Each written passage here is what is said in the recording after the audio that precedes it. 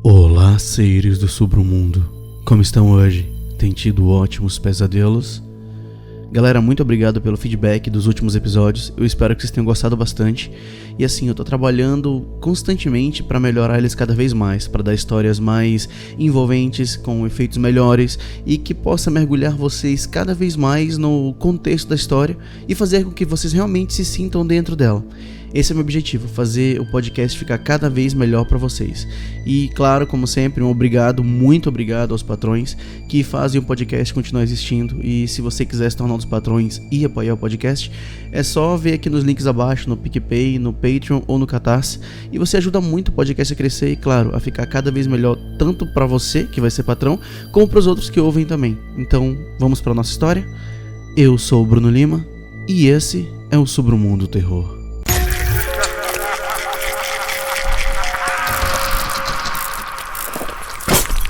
Submundo Terror.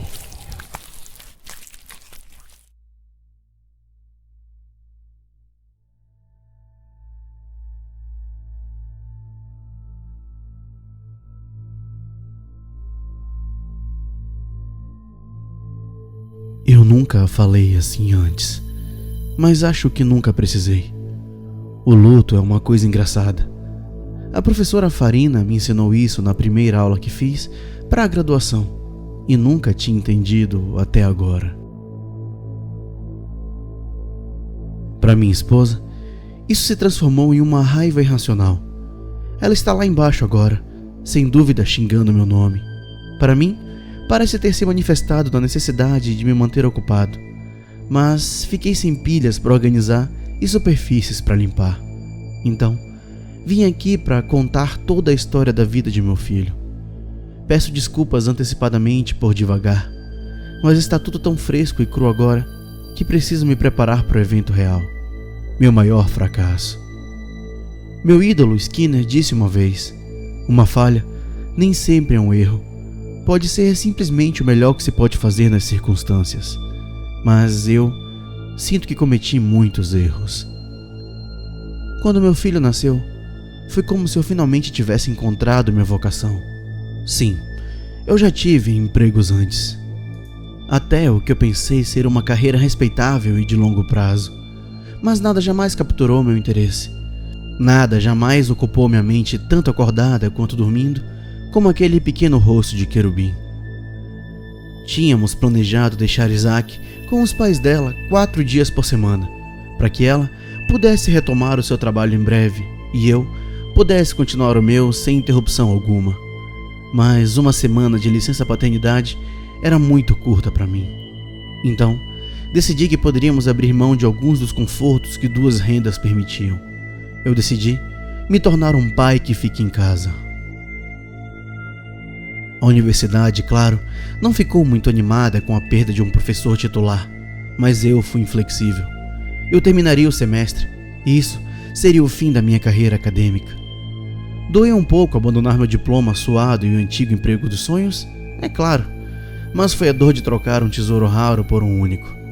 Muitas pessoas são formadas em psicologia, muitas pessoas têm mestrado, mas Isaac era único. Deixe outra pessoa ser o próximo James Olds. Eu havia encontrado um propósito maior. Foi bom ter convencido minha esposa a me deixar ficar em casa. Isaac provou ter uma infância desafiadora e precisava de uma mão para orientar. Quando recém-nascido, ele tinha sido angelical. Quando criança e bebê, ele se mostrou um pouco menos agradável. Anos estudando e até mesmo dando aulas de desenvolvimento humano não me prepararam tão bem quanto eu esperava. Houve dias em que me perguntei se era ou não adequado para ser pai. E admito agora que no fundo do coração, houve dias em que me arrependi de ter decidido deixar o emprego. Apenas por breves instantes, e sempre seguidos do mais profundo arrependimento. Mas aí que está, a verdade pura, nua e crua. Não sou e não fui um pai perfeito. Quando eu estava quase atingindo meu ponto de ruptura, quando a ideia de mais um dia de excessos de raiva, fraldas e cansaço profundo era demais para suportar, Isaac deu uma guinada comportamental. Aconteceu logo depois de um susto terrível, o único ferimento real que ele sofreu na vida. Sua mãe sempre pensou que ele caiu e bateu com a cabeça com tanta força que precisou de pontos. Deve ter soltado alguma coisa para ele se ajeitar. Não achei que fosse tão drástico assim, mas houve uma melhora acentuada daquele dia em diante. Embora eu nunca pudesse ter ficado bravo com ele por muito tempo, eu era ainda mais indulgente enquanto ele tinha aquela aparência de cachorro perdido e aqueles olhos machucados. Na verdade, por ter tido medo de perdê-lo por um momento, mal pude suportar discipliná-lo. Felizmente, raramente tinha uma oportunidade de fazer isso. À medida que os terríveis 2 anos desapareciam da memória, Isaac cresceu e se tornou a criança modelo. Seus acessos de raiva desapareceram, e o menino obstinado e teimoso tornou-se tão tratável quanto qualquer pai poderia esperar. Ele comia vegetais, limpava o quarto, guardava os brinquedos e fazia da minha vida de pai um desfile interminável de deleite. Ver seu sorriso brilhante logo pela manhã nunca deixava de trazer um sorriso de resposta ao meu rosto. Eu estava preocupado, admito, que ele mudasse à medida que crescesse e fosse para a escola. Minha esposa me chamou de mãe coruja, meio provocando e meio exasperada com a minha preocupação. Depois de 1 ano na escola pública, porém, ela começou a concordar comigo. Nosso filho, bem comportado, corria o risco de voltar a ser o diabinho que tanto nos deixara exaustos anos antes. Não sei por que ela se preocupou com isso. Afinal, eu tinha mais do que uma pequena experiência em educação e estava perfeitamente qualificado para o ensino doméstico. Acho que talvez ela tenha pensado que seu crescimento emocional e social seria prejudicado se o retirássemos do sistema de ensino público. Bem, ela estava errada. Na verdade, ele floresceu ainda mais como aluno em casa do que nos anos anteriores à escola formal. Fiz questão de levá-lo frequentemente a grupos de educação domiciliar e reuniões sociais. Então, tentei deixá-lo manter os amigos que havia desenvolvido em seu ano na escola pública. E em termos de bolsa de estudo, ele se destacou. Logo ficou óbvio para mim que Isaac era talentoso e que esses dons teriam sido desperdiçados em uma sala de aula formal. Ver o quanto ele gostava de aprender aqueceu o coração de meu educador.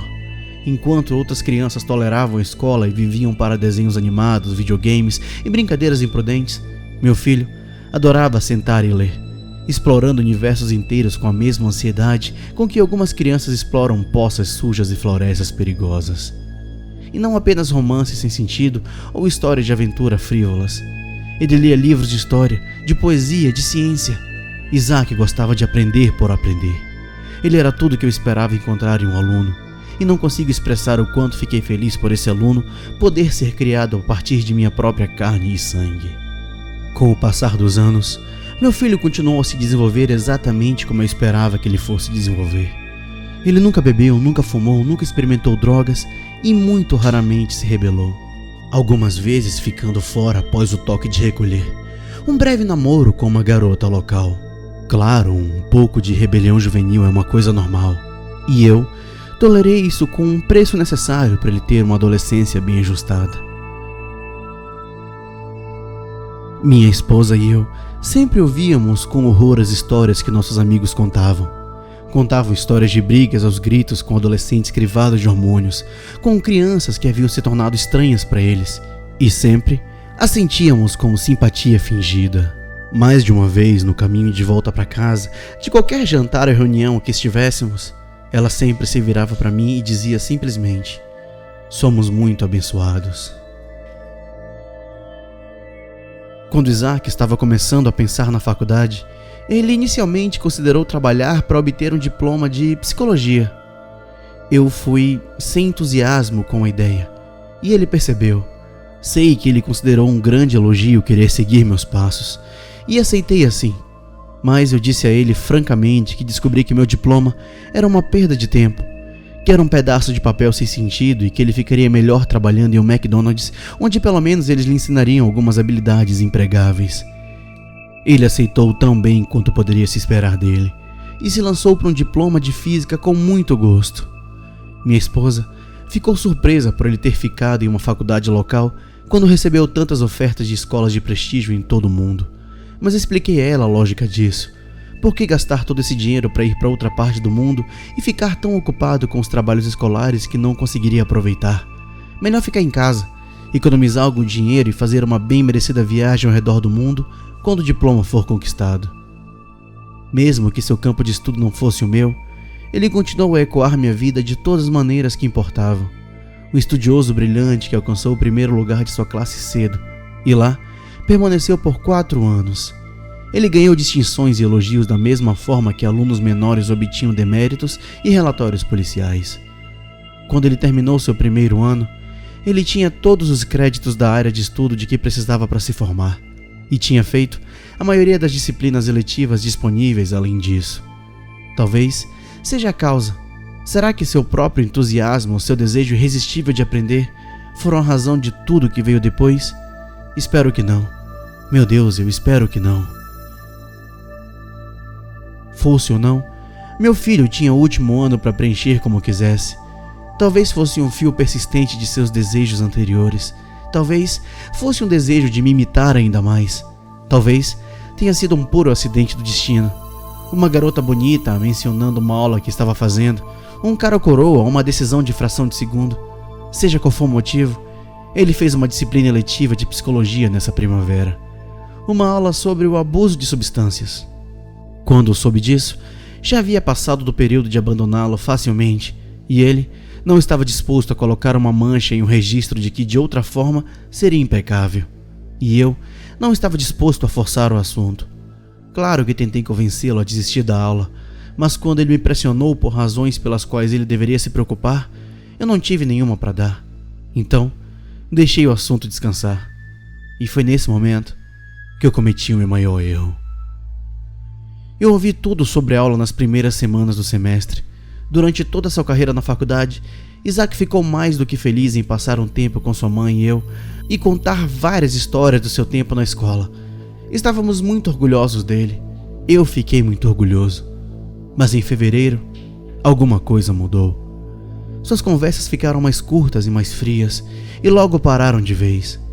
No início do mês passado, meu filho raramente saía do quarto em casa. Quando fazia, todas as conversas que tivemos foram no mínimo estranhas. Uma parede havia crescido entre nós e eu não conseguia entender o porquê. Minha esposa considerou isso como uma exibição há muito esperada de ressentimento adolescente. E eu não tinha tanta certeza. Meu menino era perfeito. Ele estava além dessas coisas. Ela e eu concordamos que se continuasse depois das férias de primavera, conversaríamos com ele sobre isso. Nós teremos nosso filho de volta, ela disse. E eu acreditei nela. Eu realmente pensei que poderia fazer isso, que não importava o problema, eu poderia superá-lo. Mas Isaac nunca voltou das férias de primavera. Tudo que nos chegou daquelas ensolaradas costas do sul foram telefonemas frenéticos, um relatório policial, um corpo frio e cartas lacradas. Minha esposa e eu colocamos para descansar em uma pequena cerimônia privada há 1 semana e meia. Ao fazer a cerimônia, não pude deixar de chorar pelo que havíamos perdido. Não apenas meu filho como ele era, a luz da minha vida, mas o homem que ele poderia ter sido. Depois de muitas lágrimas e autorrecriminações brutais, minha esposa e eu finalmente abrimos os envelopes que continham as últimas palavras de nosso filho para nós. O que foi endereçado a mim estava escrito apenas para os meus olhos, mas vou copiá-lo aqui para vocês. As palavras são demais para eu suportar sozinho. Pai, minha primeira lembrança de você é feliz. Você está me segurando forte e me confortando, parando minhas lágrimas e me assegurando de que tudo ficaria bem. Essa vai ser basicamente a memória de você que eu vou levar para sempre. A única pessoa a quem posso recorrer que faria tudo ficar bem. A única pessoa que me defenderia e protegeria de qualquer maneira. Eu queria ser igual a você, e você queria que eu fosse melhor ainda. É por isso que você me forçou, eu acho. De uma forma distorcida, acho que você acreditava honestamente, talvez até ainda acredite, que tudo que fez foi para o meu benefício. Eu sei, pai. Eu sei o que você fez. Lembra-se de como você tentou me convencer a abandonar o abuso de substâncias? Eu realmente não questionei na época. Mesmo que não entendesse, eu simplesmente não fui criado para questionar você. Mas agora eu entendo. A primeira vez que aprendemos sobre o que a heroína fazia para o cérebro, eu fiquei confuso. porque aquela pura pressa, aquela euforia pulsante, isso soou muito familiar para mim. Eu tinha isso o tempo todo. Toda vez que eu abria um livro, toda vez que eu acertava em um teste, cada vez que eu cortava a grama ou fazia o que você pedia, tinha a mesma euforia que o livro descrevia como resultado de um opiáceo incrivelmente poderoso. Achei que talvez estivesse fazendo minhas próprias respostas naturais serem mais intensas do que realmente eram. Então, examinei mais um pouco. E pessoa após pessoa, documentário após documentário me convenceu de que eu não estava imaginando isso. Então, pensei que talvez fosse algum tipo de aberração da natureza com um sistema natural de recompensas muito, muito forte. Pode ser, mas um sistema de recompensa que favorecesse estudar e comer alimentos saudáveis tão fortemente quanto heroína e sexo, isso é muito improvável.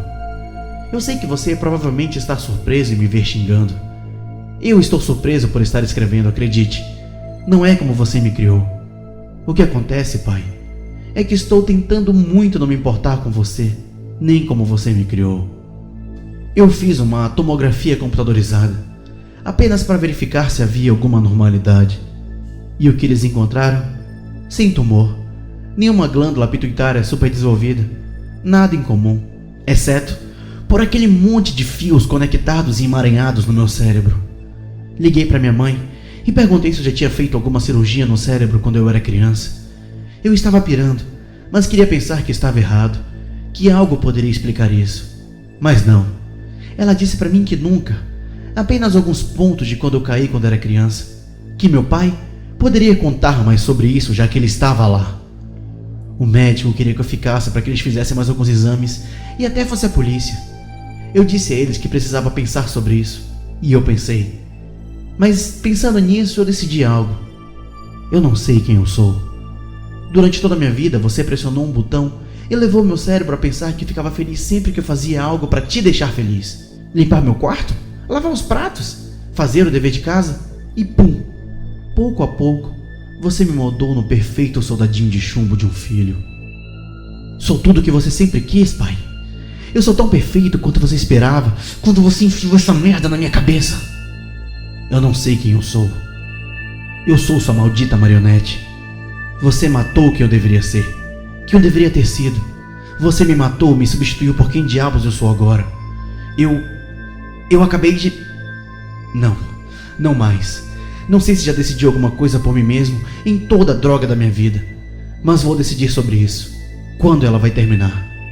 Eu espero que você queime no inferno. Então, agora você vê minha dor. Tive muitos sonhos para o meu filho. Eu sabia que ele poderia ser qualquer coisa quando atingisse a maioridade, mas nunca pensei que ele fosse ingrato. Tudo que ele tinha, todo o seu sucesso, todas as escolhas erradas que evitava, isso foi por minha causa, porque havia alguém para guiá-lo, para afastá-lo do perigo e para um caminho melhor. Tudo que eu queria era que ele fosse o melhor que pudesse, o melhor que ele poderia ser. Tudo que eu queria era dar-lhe um empurrão na direção certa. E no final do dia, quando pensei nisso pela primeira vez, tudo que eu realmente queria era que ele parasse de chorar tanto. Bem, aí está, a causa de todas as minhas lágrimas e de toda a raiva da minha esposa. Acho que em sua carta para ela, ele disse a ela o que eu tinha feito. Ela queimou, então eu não tenho certeza. Mas ela veio atrás de mim com uma tesoura logo depois de ler. Então, ele deve ter lhe contado algo. Ela está lá embaixo agora, no porão. É estranho. Enquanto eu estava gravando isso, quase não a ouvi. Mas agora que estou quase terminando, seus gritos são quase insuportáveis. Ela me culpa pelo que aconteceu com nosso filho, pelo que ele fez a si mesmo. Mas ela entenderá meu ponto de vista com o tempo. Já faz tempo que fiz esse procedimento, e Isaac era tão pequeno, mas tenho certeza que ainda sei ligar os fios. E quando ela acordar da cirurgia, eu a ensinarei, dia após dia, a me perdoar. Gostaram da história, seres do Submundo? Bom, eu espero que todo mundo tenha uma ótima sexta. E como eu falei semana passada, eu vou deixar de vez em quando, provavelmente às sextas, um recadinho pra vocês com alguma recomendação de filme. Mas hoje, quem vai deixar é outra pessoa. Vamos lá? Olá, seres! Aqui é a Lai e hoje eu vou indicar para vocês um dos meus livros favoritos, O Cemitério do Stephen King. Como todo livro do Stephen King, É uma famíliazinha que tá lá naquela cidade pacatazinha onde nada acontece e aí do nada, pá, acontece uma coisa muito bizarra que muda a vida de todo mundo para todo sempre. Vai lá ler o livro ou então assiste uma das 2 adaptações pro cinema que tem. E depois me conta o que você achou. Vai lá no Instagram do Submundo e comenta as nossas recomendações. E, gente, por favor, fique em casa. Bom, então fica aí a recomendação. Eu espero que vocês gostem. Para quem não leu ou não assistiu, vale muito a pena. Eu particularmente gosto muito. Muito obrigado por tudo.